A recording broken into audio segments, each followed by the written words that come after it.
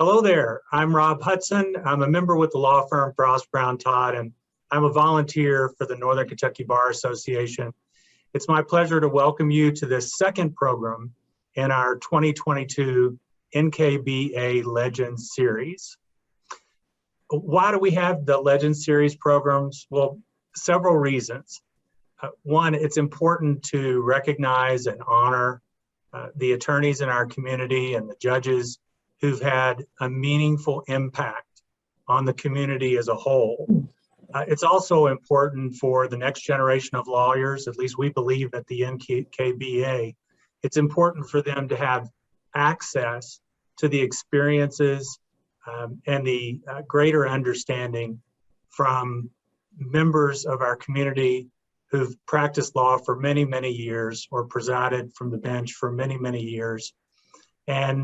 And finally, we believe that practitioners, be they new practitioners or more mature practitioners, can learn a lot about practice development, ethics, and professionalism from the members of our Legend series.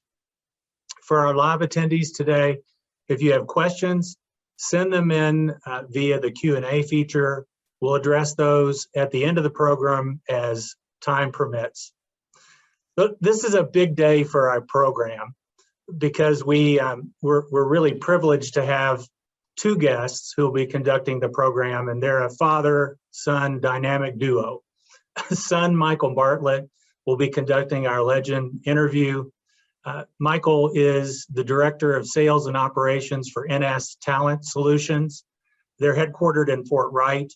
They specialize in providing high-quality remote staffing solutions for a range of U.S. and Canadian companies and enterprises. But Michael also happens to be one of Northern Kentucky's most prominent attorneys. He serves on the board of directors at the NKBA. His distinguished career has included past service as city solicitor for Covington, where he led Covington's legal team there. He served as the local ABC administrator, managing all local aspects of regulatory licensing. And he also served as an assistant Kenton County attorney. Welcome, Michael. Our legend today is retired Judge Greg Bartlett. Judge Bartlett is newly retired as a Kenton County Circuit Court judge after more than 25 years on the bench. And that time included becoming our chief regional circuit court judge. Judge Bartlett's committed to helping the next generation of lawyers since 1988. He served as an adjunct faculty member at the Chase College of Law. And I don't think it's the big cases that make Judge Bartlett a legend, although he's had a lot of them. I think it's 1,000 little things, like every courtesy he demonstrated day in, day out in the courtroom, leading by example, and he just went the extra mile. I remember showing up as an interested parent to a fairly hot, packed courtroom on a Saturday for a high school mock trial competition, and who's presiding on the bench at the state finals for a bunch of high schoolers? Of course, it was Judge Bartlett. Judge Bartlett, we're honored to be joined today by you and by your son. And at this point, I'll turn it over to Michael to cross-examine his father for the next, there won't be a cross-examination, but he'll be interviewing his father, and we're really looking forward to it. Welcome, gentlemen. Thank you, Rob. Thank you, Rob, and thank you to Julie and everyone at the Northern Kentucky Bar Association and all of our participants or attendees today. Two interesting things I thought of during that introduction. One, there's two firsts for me today. First is this is the first time I've actually, I guess, appeared in front of my dad. There's things called ethics rules that we all have to live by. As a direct descendant of a trial judge, I couldn't step foot in his courtroom on a case or really on any matter. So every once in a while, Karen would let me in the chambers, and I could watch from afar to pick up on some tidbits, and hopefully I can use those memories to prompt some questions. But that's a first for me today, is to the extent I'm appearing in front of him. And then honestly, surprisingly enough, this is the first time I've appeared with a judge on a Zoom call during COVID. Somehow during my time at Covington, I didn't really have to see the courtroom too much, and now I'm in the private sector, so I had to dust off the suit jacket and, mind my P's and Q's, especially because it's my dad. And sometimes I would think maybe contempt would be better than getting grounded growing up. So with that, we'll get into the meat of this, because no one wants to hear me talk anymore. So, or about my experiences. So, Dad, Your Honor, I know a lot of these things, but can you tell all the attendees and future viewers of this program what made you become a lawyer? Well, that's an interesting story, frankly. I never wanted to be a lawyer as a youth or even in college.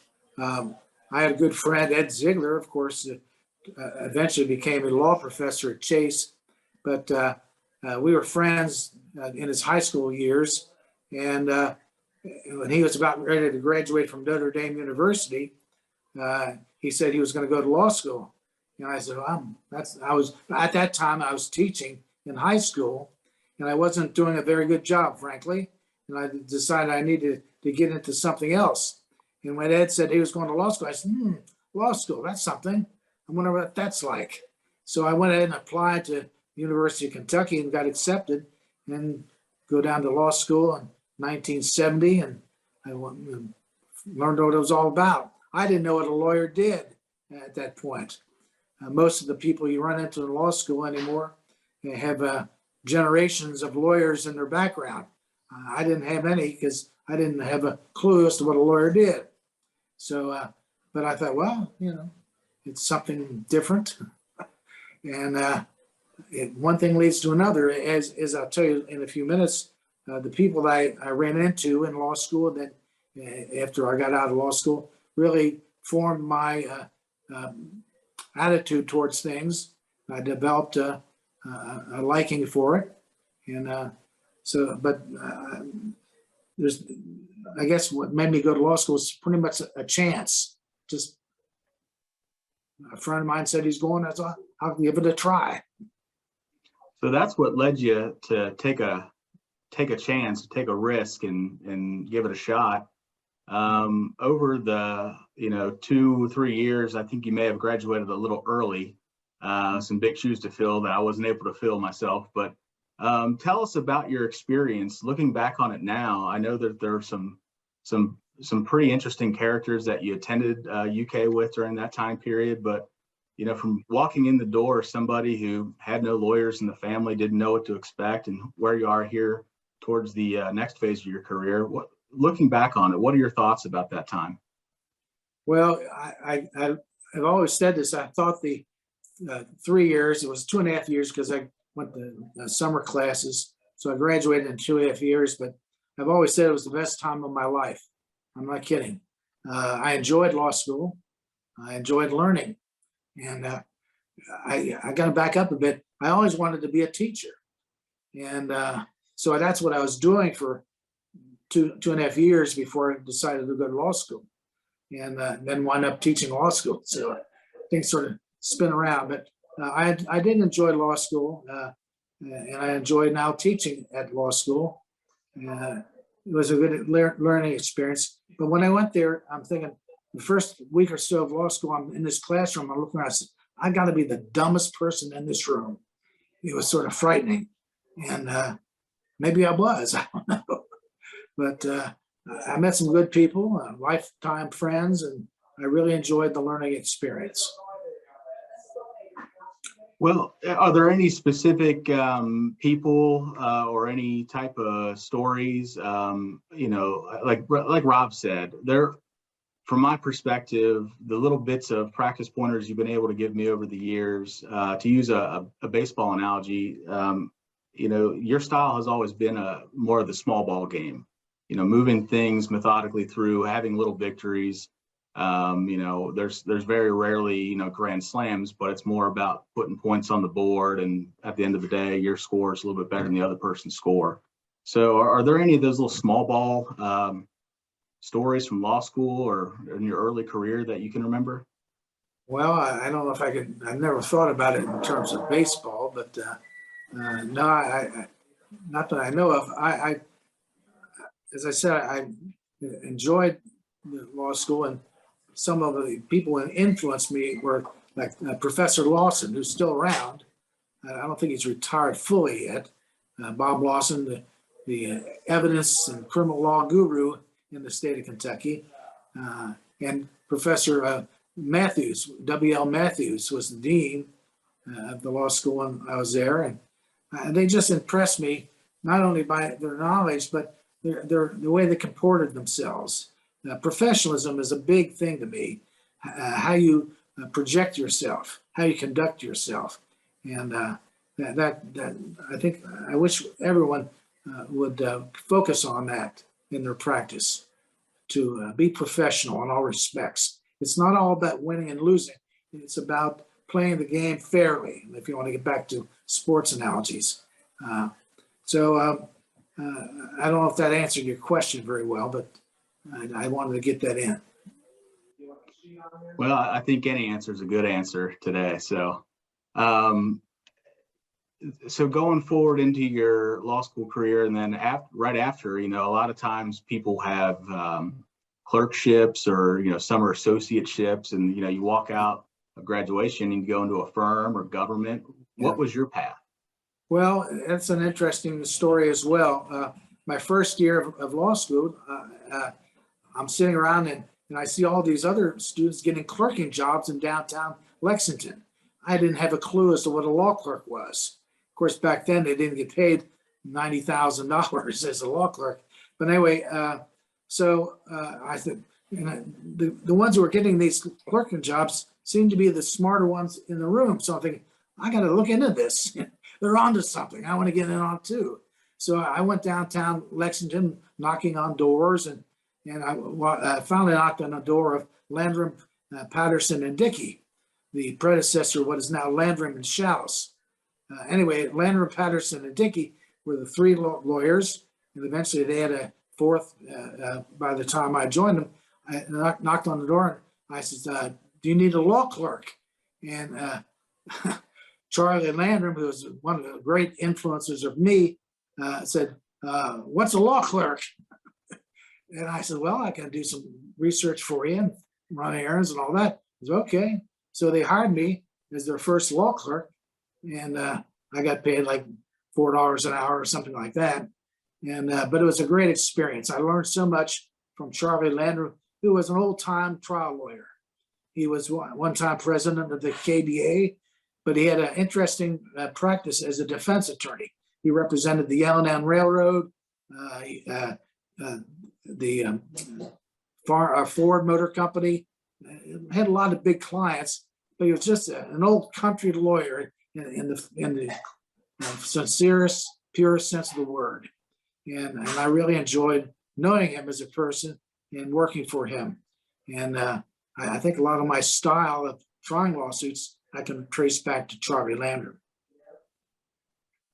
So then after graduation, where did life take you at that point? Well, I worked for the Landrum firm for a while, but then I decided I wanted to come home. And so Charlie and Pat Patterson, another person who was an extremely professional person, they contacted Larry West up here in Northern Kentucky. And he asked Larry if they needed a young lawyer. Larry said, well, send him on up. And I went up and talked to Larry, and they hired me. Now, one of the reasons Larry hired me, and Larry and Jim Ware, was my dad. They knew my dad from his activities in youth sports and all that. And he was a sort of a high profile person. So they thought maybe I could offer them something by joining the firm. So after a short stint with the Landrum firm, I came up with Ware, Bryson, Nolan, West, and Hiltz. And I started working for them. And it was sort of a humbling experience. They didn't have an office for me. I set up shop in the library of the firm. But anyway, I was just happy to have a job. And there's a lot of these things that I know, but the trick as a interviewer or someone conducting kind of a discovery deposition of sorts, which I haven't done in years, so I need to freshen up my skills, I think, but is to pull the information that I know from growing up around you, and have you deliver that to the audience. So as I look at the screen, I know that you actually are sitting in what was once Larry West's house. Is that true? Well, yeah, I joined the firm, I guess, in the late 70s, and Larry and Judy West, his wife and the former Court of Appeals judge, and their 3 kids were living in this house. And Larry wanted to move up in the world, as far as he wanted a little nicer place. And so he sold me this house so I used to tease him. I was rehabbing an old house. And we have done a lot of work on the house, that's for sure, but it was a nice place at the time, 5.5 acres in downtown Edgewood. So yeah, I bought the house from Larry. I joked that when I joined the firm, he sold me his house and made me join Fort Mitchell Country Club. I had no business belonging to a country club. I wasn't making that much money, but Larry told me this is the thing to do, and he was right. Met people and so on. And you mentioned your dad, my grandfather, the late Thomas Red Bartlett. And again, I have to restrict myself from going on and on about my memories, but you mentioned that Mr. Ware, Mr. Nolan, I believe, had some affiliation with Papa Red, as we knew him. And so the audience members, they may not know who he is, or maybe they do. But you mentioned that he was a bit of a prominent figure.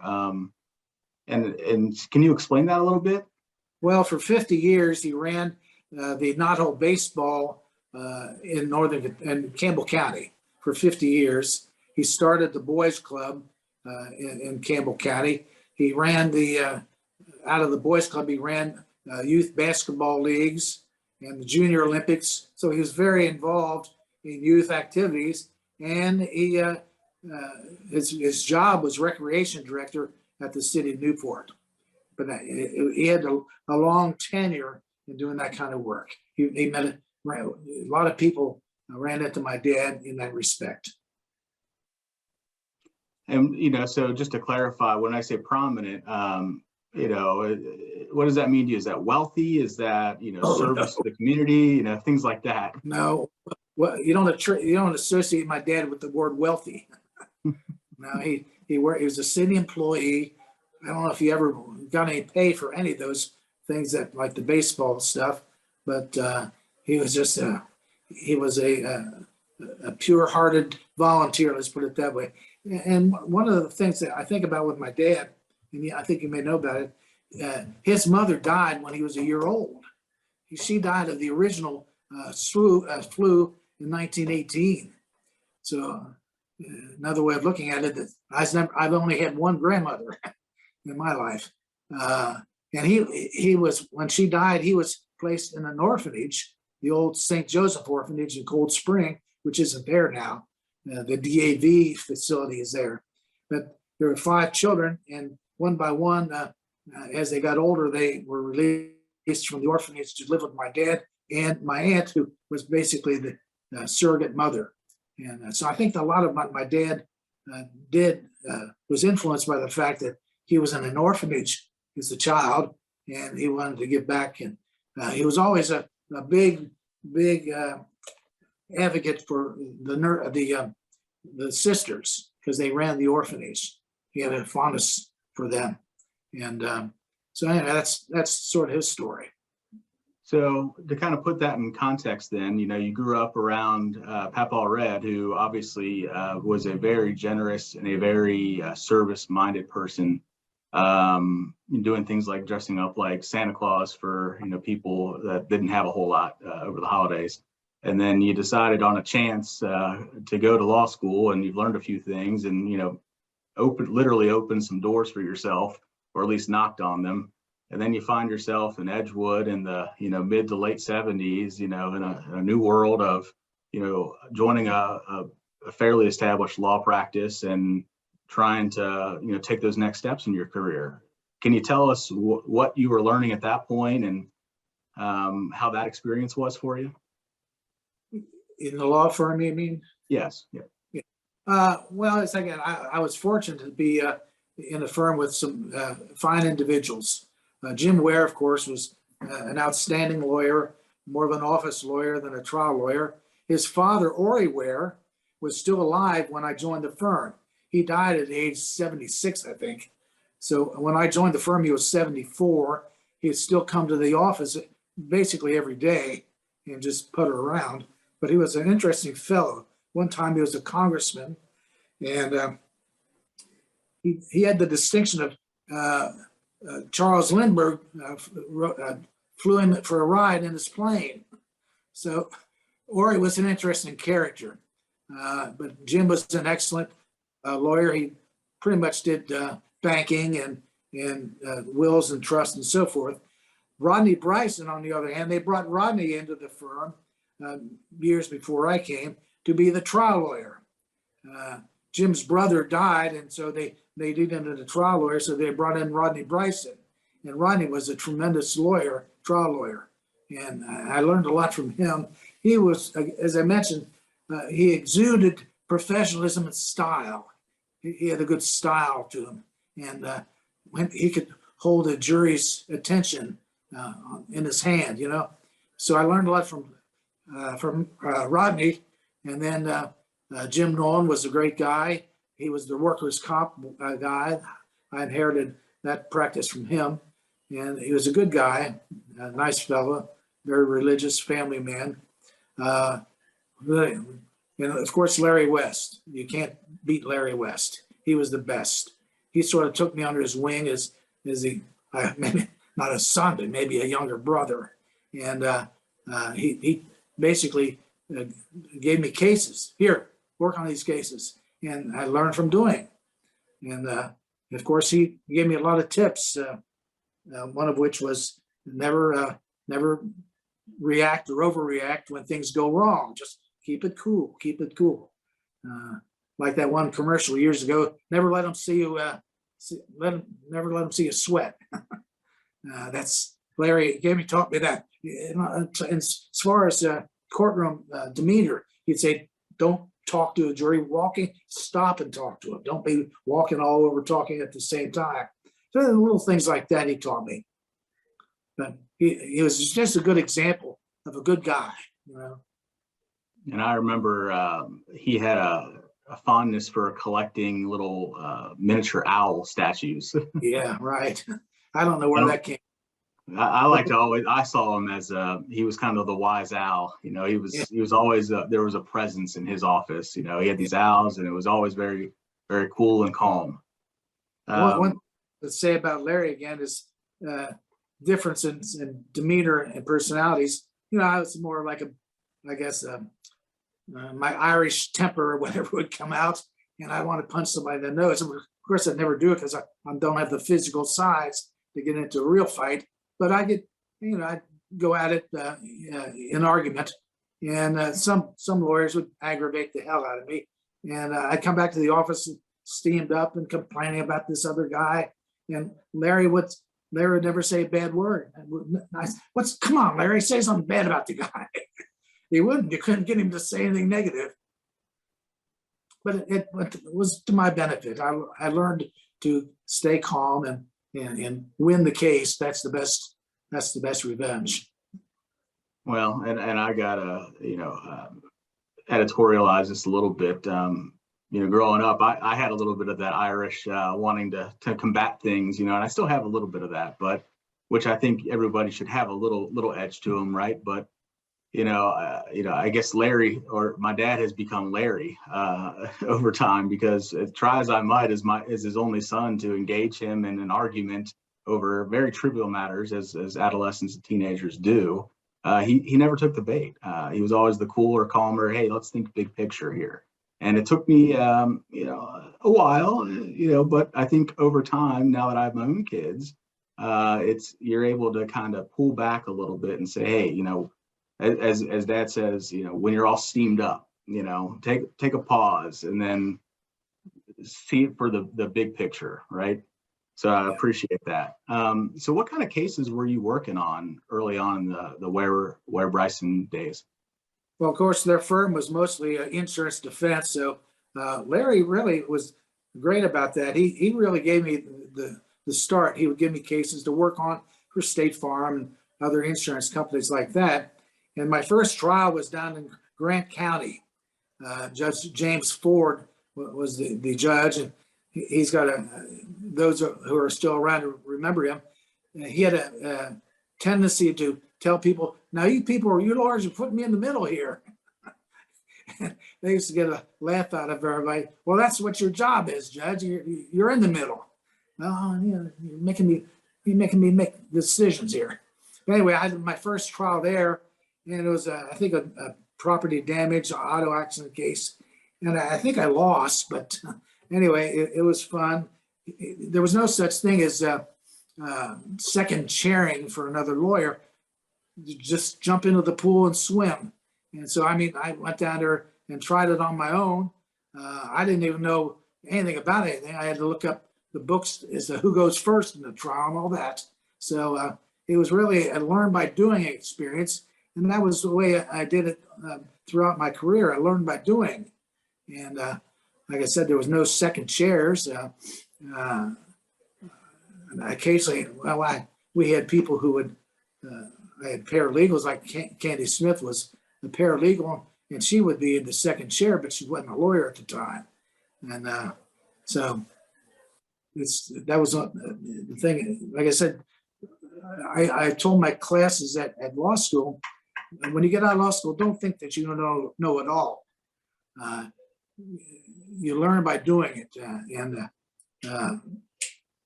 Good lawyers don't know everything at the beginning. Good lawyers are those who learn fast and understand that they don't know it all. I've got to learn it. Yeah, I'm so fortunate to have had my dad in my corner all these years throughout my early practice to this point. And he would give me little. I like to joke it was like the Socratic method at home. He's not going to tell you the answer, but he's going to lead you to it if you can find it yourself. And it was one of those aha moments, like he did. You go down and try a case and you just walk in and do it. I would tell lawyers that I worked with and mentored early on, how I learned to handle a motion hour, since there's really not many trials anymore. Everything's an emotion hour on the briefs. I said, you go, you show up, and you hope you're not the first case called, because then at least you can see how other people are doing and where to stand, because they don't teach you those things in law school. And if you are the first case, you better ask somebody or maybe go down to the motion hour before yours and take a look. So what other tips or tricks do you have like that, Dad? Tricks of what? Trying cases? Trying to learn the ropes, cut your teeth, by doing trying cases or things like that. I think you touched on it. My advice to law students who are going to be young lawyers is affiliate yourself with good people. I've seen examples over the years of good students who picked the wrong firm to join or wrong individual to hook up with, and it ruined their careers, at least put it on pause. So learn from the good people, identify people that are good lawyers and see how they do it. And then you don't exactly copy it, but learn from their techniques and you become a better lawyer. So that was my advice. And I hope I did it as well. See how people did things and say, I like how he did that. Maybe I'll do it. Maybe not exactly the same, adapt it to your own personality. And that's a big point. I think I was effective as a trial lawyer because I was, genuine. I didn't just go through motions and put on a show that somebody rehearsed for me. I just was trying to be genuine. And I think juries appreciated that. Yeah, you hear a lot about that, the human element of a jury, and it's not this inanimate object. They're people, right? Yeah. So what are some of the, I think you've touched on a little bit, but what are some of the, mistakes, or what are some of the good things that people do? I mean, you've obviously been in a lot of trials, and then to flash forward a little bit more in your career as a judge for, I think, 27 plus years as a sitting trial judge, you've seen a lot of trials. So, in terms of professionalism, style, I know it's a very open-ended question, but what are your observations about interacting with a jury, good, bad, and indifferent? Yeah. Well, again, you got to project that professionalism that I mentioned before. I think juries appreciate it. Juries have an expectation. Most of these people have never been involved with trials or lawyers. So when they get seated in that jury box, they have an idea in their mind of what a lawyer should be. And you've got to meet that expectation. So if you act like a clown and you don't fit that image that they learned from watching Perry Mason or what's the other one with the sheriff from Mayberry? What was it? Oh, I thought you were going to say Boston Legal. Well, that was my favorite show. Anyway, if you don't meet the expectations of the jury, that's a problem. A lot of times, I don't think every case is won by how they like the lawyer, but it helps. It certainly helps. Because again, if they trust you, then they'll believe what you're telling them. And you can't sell a pig's nose as a sirloin steak or whatever. That's a terrible analogy. But anyway, you've got to get the jury to trust you. What you're telling them is the truth. I mean, one of the techniques I used to do when I had a case, as I tell the students when my trial had case, most cases are won based on 3 or 4 or 5 points. And if you establish the 3 or 4 or 5 points, and the juries will buy it, you're going to win. So if every case depends on several points, I would write on the board, here are the 3 things I'm going to prove, or 4 things I'm going to prove. And at the end of the case, I'd go back and say, didn't I prove all these things? Yes. Okay, so go back and give me a verdict. And I think that, of course, in order for that to work, they have to believe you. They have to believe that you're honest with them. So to go back to, I guess, the chronology of, your life's work to this point, you're there, you're having some success, probably some failures too. Feel free to. Well, and to be fair, I had a pretty good batting average. Even with I tried 100 cases, that 100 cases I tried to verdict, and I don't see that too many nowadays.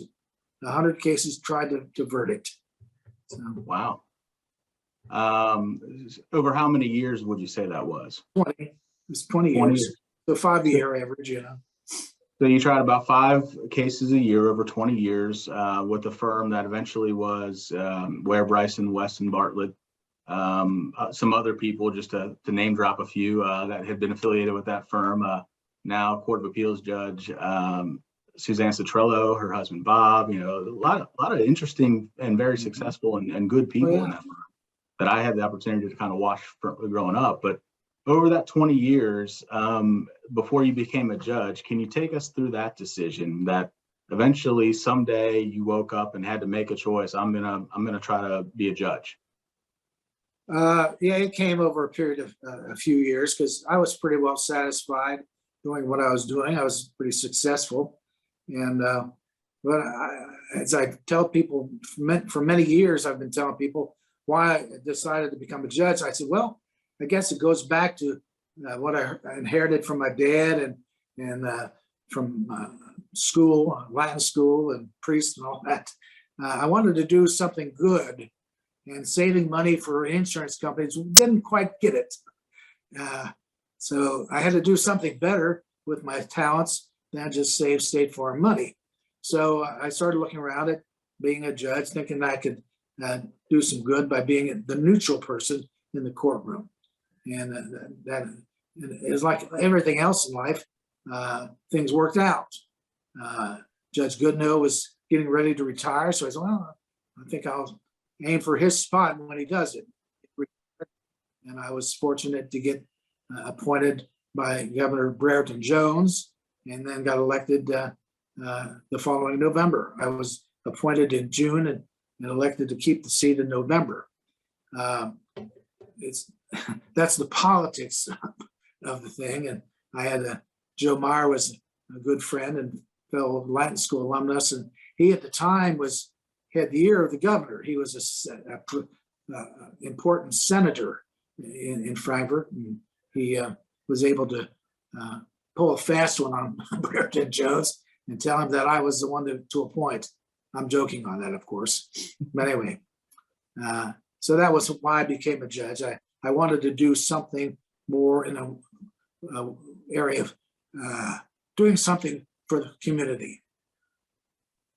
So I guess I was fairly young when this happened, so I'm as interested as everybody else to hear your thoughts on the process. You obviously go through some time thinking, hey, I'm in the running for an appointment from the governor. At some point, that governor, somebody calls you, says you're it. Show up to work on Monday. I mean, how does that work? Do they fit you for a robe or what? That was a sort of an interesting story there too, because of course it was politics back then. And back then it was mostly Democrats in this area and in Frankfurt. And anyway, a fellow lawyer from Campbell County called me one day because there were three names went down to the governor as they do now. And this attorney called me and says, well, I'm sorry to tell you, the other guy got it. Little did he know that I'd gotten a phone call from the governor's office the previous day. So I thought it was funny. He's telling me I lost when I knew I'd already won. I didn't bother him with that one, but I thought it was interesting. And anyway, I got appointed, and like within a few weeks, I got sworn in, and there you go. Now, one thing I like to tell people is that, again, just like being a lawyer, you don't know everything at the outset. And so Judge Lape was a friend, of course, and I asked him if I could see some of his tapes of proceedings he presided over, such as this motion docket. I didn't even know how to handle a criminal motion docket. So I spent some time watching his criminal docket just to learn how it's done, the language, and so forth. So, and then eventually you, again, learn by doing. You have some good lawyers help you. And I would be terribly remiss if I didn't mention that you also, I think, had an extremely critical and successful maneuver early in your judicial career of bringing along your right hand, Karen Kane, as your secretary from private practice. I wasn't about to leave her out of the discussion. She's been still with me. I depend upon her to do a lot of my continuing things that I need to take care of. But yeah, she was with me for 30 some years, 34, 35, 36, I don't know, a long time. And it's really, she probably was the biggest help at the time being a judge that I could expect. Almost feel like she missed the boat by not being a lawyer herself. But she certainly became the premier judicial secretary in Northern Kentucky. And I don't think many people would argue with that. I certainly will not. So, you find yourself overseeing trials and surrounding yourself, luckily, with some good people like Karen and others that kind of prop you up when you need it, I imagine. What was the first real challenge you faced as a newly minted trial judge? Was it a case? Was it, just a sentencing, or? I really don't know if I can think of anything that would fit that exact question. I've had a number of difficult cases, and unfortunately, I've only had one death penalty case, which I never thought should have been a death penalty case, because the guy was he was a fellow living in Covington in an apartment. He was just a knockabout guy, worked at a car wash, and he partied one night with a couple of people, and the next morning he wound up, there was a woman dead on his floor. And the interesting thing is, there was no cause of death. The coroner couldn't find a cause of death. They thought she was choked, but she was also laying up against the bottom of the bed with her head to her chin to her chest, which led me to think maybe it was positional asphyxia, because about the same time as that trial was going on, there was a young boy, a high school student, who was coming back from Frankfurt, and he was crammed into the back of a car, and he died of positional asphyxia. His air was cut off by the way he was sleeping or whatever. And so I'm thinking, well, this isn't a very strong case for murder. And but the prosecutor wanted to go with it. And the jury didn't give him the death penalty, which I think was fair. Anyway, that was an interesting case.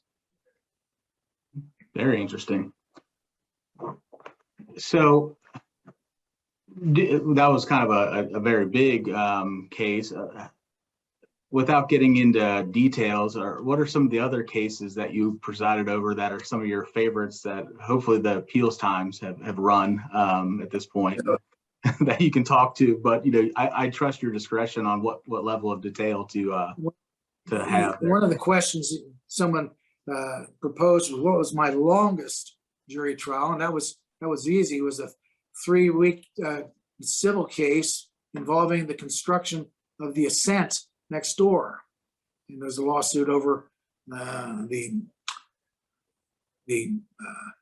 siding, skirt, whatever it is, on the side of the building. Anyway, there's a fight between the subcontractors and the prime contractor over extra work. And it was a $600,000 claim. And a 3-week trial with several hundred documents as evidence. And the jury took, I think, 40 minutes to decide the case. I don't know, I maybe forget the exact, it was less than an hour. And they gave the plaintiff every penny, the subcontractors, every penny they were claiming, even though, frankly, if I were on the jury, I wouldn't have given them everything. I would have been given some, trimmed some of the fat off of that thing. But the jury gave her every penny. And when I asked the jury afterwards, what was so convincing? Basically, they didn't like the prime witness for the plaintiff. And that tells you a lot. Make sure your witnesses are likable instead of arrogant. And that was a case I told the lawyers at the outset. I said, why is this a jury trial? This should have been handled before a arbitration panel of building experts, people who understand the technology here. You're going to get 12 people off the street to decide a lot of case involving a lot of technical issues. You would have been better off just arbitrating this case. I don't know. So they go to trial, and the lawyer fees in that case, Rob, I don't know, was your firm involved in that? Anyway, millions, literally millions of dollars when you combine plaintiffs and defendants, over a $600,000 claim. Makes no sense. Well, I want to pivot just a little bit. We've talked a lot about things that have gone on inside the courtroom. Certainly, there are things from reading your biography, even if I hadn't been your son and watched you over the years, there's things outside the courtroom that you handle. And then there's things like the drug court program that I think kind of bridge the gap of outside the courtroom and in the courtroom. Mm-hmm. So at what point in your judicial career did you start taking on more, I guess, extracurriculars of, volunteering, things like that? Well, you mentioned the drug court. That was probably the biggest adventure. That was interesting because Karen Hargett ran the transitions program, drug rehabilitation in Northern Kentucky, and she wanted to start a drug court. So she came to me, and none of the other judges were interested because it was extra time. And so we went down to Lexington to watch the Lexington drug court. And we thought, well, this is weird. Everyone claps and all that. The judge applauds the participants. What kind of court is that, you know? Is this Jerry Springer? But anyway, I got into it and went on some training sessions to Louisiana and in New York City and all that. And we learned the whole idea of drug court being a different approach to the law, that being we're going to try to do something for these people instead of always doing something to them. And so we learned how these people who get caught up in small time, non-violent drug offenses shouldn't be put in jail necessarily, but they need help. And so the purpose of drug court, in my opinion, was to normalize people, make them normal in that they finish their education, they get a job, they work and earn their living instead of something other than that. So that was, I thought that was one of the better things I did. Again, sort of going back to that, again, I still keep that my dad's influence still arises in me wanting to do drug court. And why is that? I think, you know, to kind of restate the obvious here, but I think that's what a large part of today's discussion is about, is professionalism and, you know, doing, as I think it was the late Justice Wintersheimer, you know, do good speech, you know, things like that. You know, Grandpa's influence in the drug program, tell us, you know, why that's important in your opinion. I'm not sure. Yes, sorry, that's fair. So the reason that you invested so much of your time in the drug court program, and you mentioned it was due in part because of, you know, Grandpa's legacy. Can you explain that a little bit? Well, I guess what I should have said, that the drug court offered me the same opportunity to do something for the community as opposed to just sitting on the bench, making a ruling on objections and preparing instructions and so on. It was more of a proactive involvement in the community. That's what I was getting at. Thank you. In terms of interacting with the community, how many weddings have you presided over? Well, I didn't like to do them, frankly. I did them for friends. You know, for instance, a couple of probation officers that appeared in my court, they came and asked me if I'd do it. And, okay, so maybe a dozen, but you know, not too many by my own choice. Any really strange ones out there that come to mind? Well, yeah, I married a volunteer fireman while he and his wife were standing on the fire truck, and I'm on the pavement outside the firehouse. That was one. And then I married a young couple that came in, and she looked like she was hiding a bowling ball under her shirt. How was that?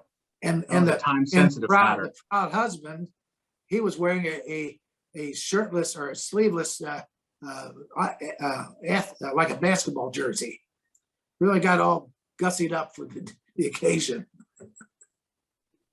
Well, speaking of attire, I think many attorneys in Northern Kentucky and perhaps even a larger geographic area speak fondly about some of your courtroom decorum requirements, mainly your preference for appropriate dress code attire.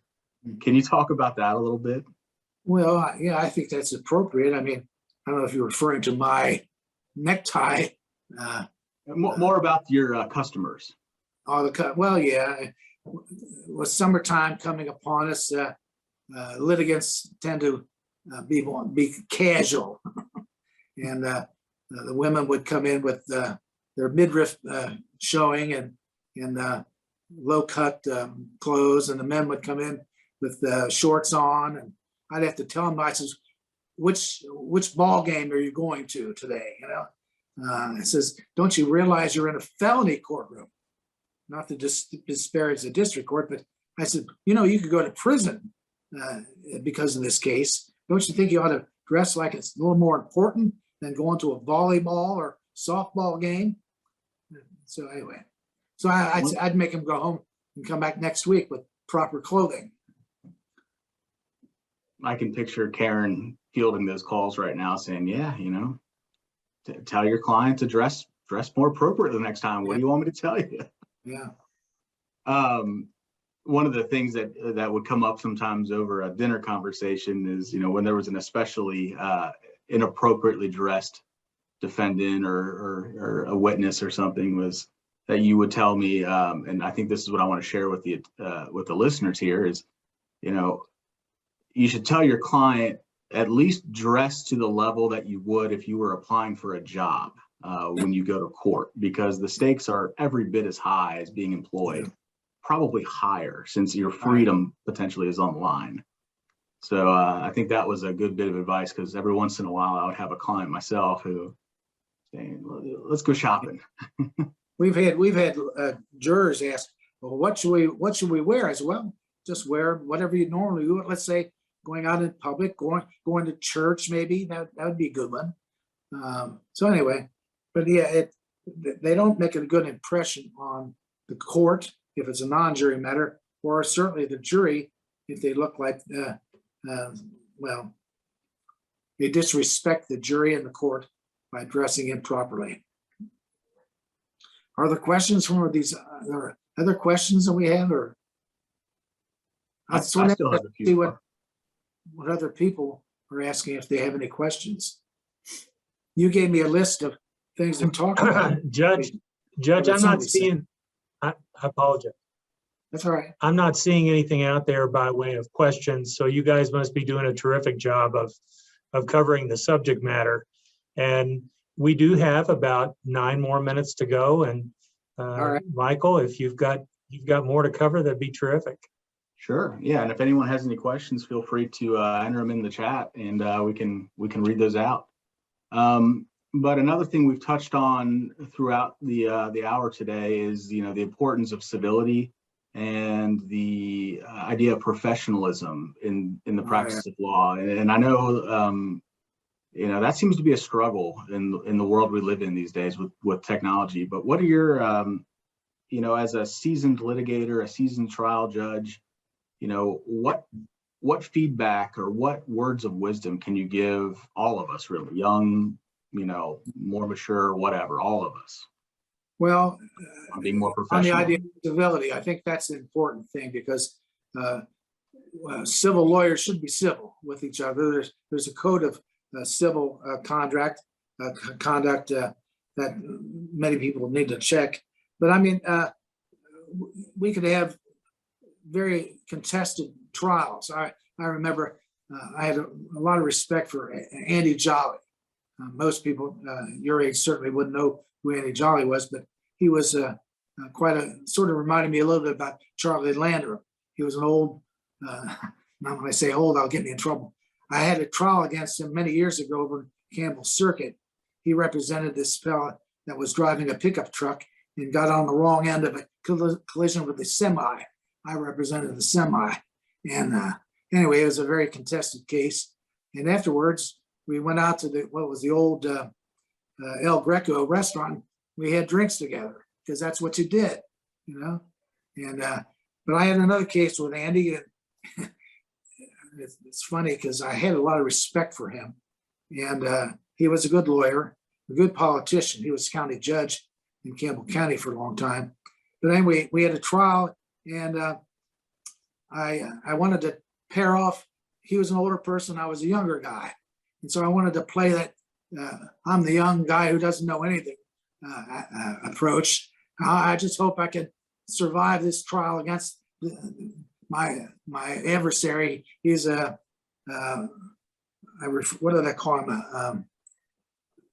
But I used the word wise old veteran, and he was a veteran. But the why, I didn't know what got him more mad, the old or the veteran or whatever. I think it was the old, because then he got up into the jury after I referred to him as a wise old veteran. And I hope this young lawyer can do my best for my client. He gets up and called me motor mouth. I thought it was funny. But at that point, I realized I got under his skin, which is a good thing. If you can get a reaction, you're winning. But anyway, afterwards, we laughed about it. that's the way it was. You try hard, you do your best, you don't do anything underhanded, and it's much like golf, I guess. Because golfers compete like crazy, and they want to be perfect, they don't want to win. But when it's all over, they shake hands, they take their hat off, and good game, and catch you next time. That's the good part of being a trial lawyer, is you can contest the case and still do your best, win or lose. There's another one coming down the road. So as you look back on a very successful career, both in the practice of law and outside the practice of law, what do you think are some or is your biggest success just as a person? Besides you and your sisters? Well, I'll take 33% of that. Yeah, sure. I don't know if you're referring to cases that I won or what, but no, just more as a person, right? We're talking about professionalism and civility. Well, one thing I guess I really appreciate is the respect and that I've received from my fellow lawyers by being elected judge, by being on the board of governors for the Bar Association for 8 years, things like that, for being honored by my contemporaries. That's important to me. And then outside of the practice of law, obviously, because you've taught me the value of humility, I'll defer to my 2 older sisters in case this is recorded, so I can prove to them that I defer to them. And also your partner in life, our mom, you guys celebrated your 50-year anniversary just 2 years ago. So, yeah. All right, before we wrap up, Rob, did you have anything that we haven't covered?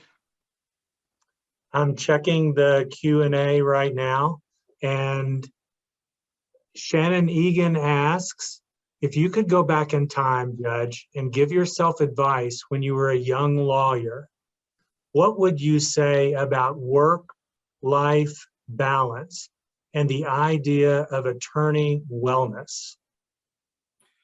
Well, I agree with all of that.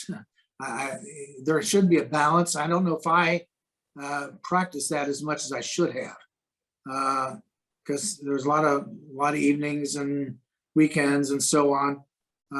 Maybe I should have done more of that, but that's important. I agree with that. And liking what you're doing, that's another thing I tell the law students. When I got out of law school, of course, I pretty much was steered in the direction of being a civil defense attorney, because that's what Charlie Landrum did, and I thought, well, I'll do that. And I never thought I would be any good at it, because I was never much for public speaking, or I wasn't a debater in school. But after I got into it, I learned, like, hey, I can do this, and I developed my talents as a lawyer. But I tell students, don't get fixated on one thing when you get out of law school. Explore more options. If you're into some case or into some law firm and you don't like it, get out. You don't have to be there forever. Find something that you like to do. Find something that you're good at. Well, I think it's particularly challenging as a trial lawyer to find work-life balance. But if you love trying cases, it makes it more. Well, you're better able to balance things because what you're doing you love. Right. I do not see any other Q&A. Let me check one more time. No, and Shannon, thank you for that question. So as we wrap up here, Judge, on behalf of the Legend Series, we want to extend our heartfelt thanks for passing on some of your experiences to the next generation of Northern Kentucky lawyers, for all you've done for our legal community through the years. I understand you're not full-time on the bench, but we're all hopeful that you'll remain a active and engaged part of our legal community, and we believe and bet that you will. For our live attendees, our terrific executive director at the NKBA, Julie Jones, she's going to be sending you CLE forms and other information.